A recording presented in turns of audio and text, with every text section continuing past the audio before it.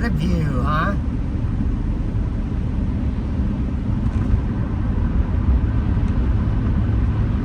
Minnesota.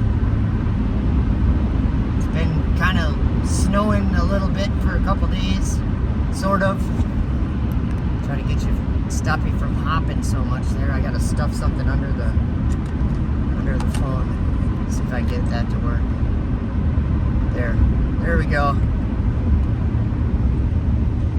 So they launched Artemis.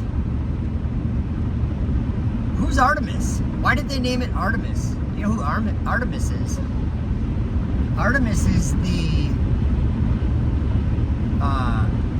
twin sister of Apollo. Isn't it interesting that they went to the moon and they called it Apollo? And like, all I think of now is how that, to me, is the same as saying that Apollo opened the bottomless pit, or that the pit, that they're going into the bottomless pit, and that was their moon mission, was Apollo. Do you guys think that could be strong delusion? Things taking place to defile mankind and lead him astray into sacrificing to these demons and these false gods. They open the abyss. Isn't it also interesting that is this a coincidence that what science or physics would say, and what NASA and SpaceX and all these space agencies, what they say about this space place is that everything there is falling perpetually. It's falling, and it's a place of darkness. You know, there's a place in the Bible, a place of where there's chains of darkness, and there's a lot of evil spirits bound. It's a spiritual prison for evil stars and for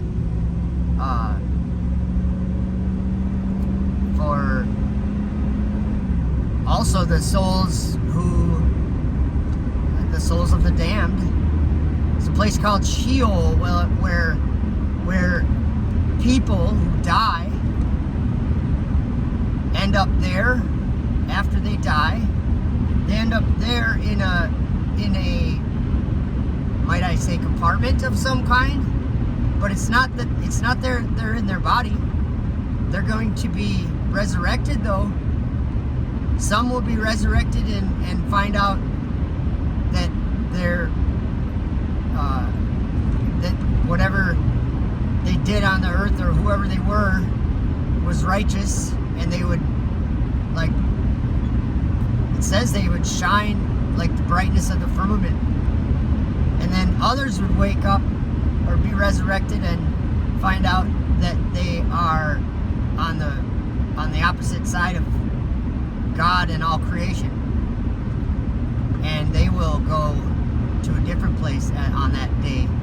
But see, that day hasn't come yet, because Jesus said that he would do his Father's will, and that his Father told him that he would raise them up on the last day, raise us up, people. And I think that's what that's talking about, the resurrection. And then there's judgment takes place of some kind. Judgment of some kind happens, and you know, in Revelation, there's the false prophet and the beast, and they get thrown into into a fire, right? A lake of fire. Enoch 67 talks about how that lake of fire becomes a lake of fire, and it's kind of weird. But that darkness where those angels are imprisoned, for whatever reason, the angels ascend in that darkness or something, or maybe it's ascend to the darkness. But by them doing that, this is what Enoch 67 says. It changes the temperature of those waters, and they don't believe it, but it will happen that the waters where they're imprisoned, those dark waters, that they will be turned into a fire which burns forever because of their activity there. It changes something, and it's also it's also about the spirits of men too. Spirits of men. We should not be going to space. That isn't what they think it is. That's the main point of probably anything that I say, is to realize, to come out of this belief system where there's a universe out there and there's space, and it doesn't have anything to do with whether satellites are real or not. Satellites, I would rather have you believe that satellites are fake and that they're faking it. But I know that that's not the truth, that satellites are exactly what men make satellites to be.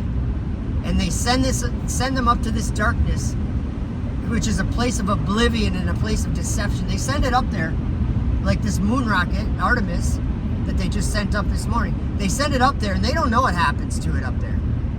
They don't know what's going on. They get their data, right?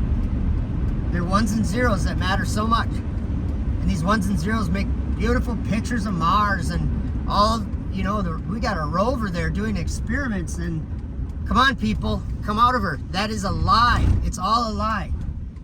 And it's not that NASA's lying to you. NASA doesn't have the capability to lie on this scale. They don't. Neither does SpaceX, neither does that. These people are being deceived. All these space agencies. What they're doing with rockets and everything, they're not faking rocket launches.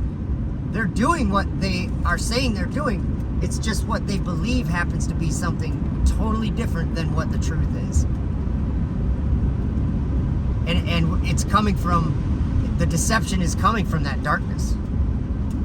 So all I gotta say is, come out of her. Come out. Like, that's what Babylon, it's a lie. It's deceiving you. It deceived me. It deceived everyone. Everyone that works at NASA too. It deceived everyone.